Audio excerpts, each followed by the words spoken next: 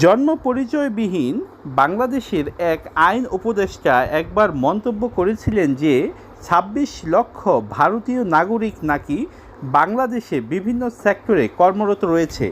আর সেই কথা শুনে বাংলাদেশের একদল মানুষ এতটাই লাফিয়েছিল যে তারা পারলে বাংলাদেশি মানুষগুলোকেই ভারতে পাঠিয়ে দেওয়ার উপক্রম করেছিল।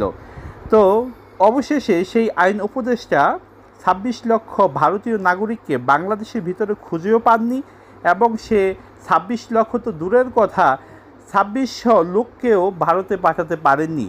তবে সেই আইন উপদেষ্টার অসমাপ্ত কাজকে পরোক্ষভাবে সমাপ্ত করতে উঠে পড়ে লেগেছে পশ্চিমবঙ্গের বর্তমান রাজ্য সরকার।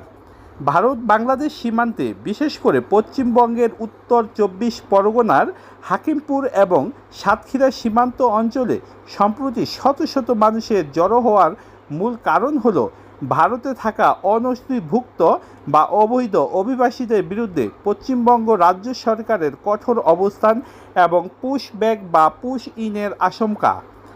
মূলত কয়েকটি রাজনৈতিক ও প্রশাসনিক সিদ্ধান্তের কারণেই এই পরিস্থিতির সৃষ্টি হয়েছে। পশ্চিমবঙ্গের নতুন বিজেপি সরকার দায়িত্ব নেওয়ার পর মুখ্যমন্ত্রী শুভেন্দু অধিকারী ঘোষণা দিয়েছেন যে অনথিভুক্ত বা অবৈধ বাংলাদেশি অনুপ্রবেশকারীদেরকে রাজ্যে আর থাকতে দেওয়া হবে না এবং তাদেরকে শনাক্ত করে ফেরত পাঠানো হবে। এই ঘোষণার পর থেকে সেখানে বসবাসরত অনথিভুক্ত ব্যক্তিরা আতঙ্কে স্বেচ্ছায় বাংলাদেশে ফিরে আসার জন্য সীমান্তে জড়ো হতে শুরু করেন। ভারতের কেন্দ্রীয় সরকারের পক্ষ থেকে ইতোপূর্বে জানানো হয়েছিল যে যারা অবৈধভাবে ভারতে প্রবেশ করেছিলেন তারা যদি নিজ উদ্যোগে বা স্বেচ্ছায় ফিরে যান তাহলে তাদের বিরুদ্ধে কোনো আইনি মামলা দেওয়া হবে না। এই বার্তার কারণে অনেকেই আইনি ঝামেলা বা জটিলতা বা গ্রেপ্তার এড়াতে নিজে থেকেই সীমান্তে চলে আসছেন। পশ্চিমবঙ্গ রাজ্য প্রশাসন ইতিমধ্যেই অনথিভুক্ত অভিবাসীদের আটক বা অস্থায়ীভাবে রাখার জন্য বেশ কয়েকটি হোল্ডিং সেন্টার যেমন স্বরূপনগরের তেঁতুলিয়া এলাকায় সরকারি গেস্ট হাউস তৈরি করেছে।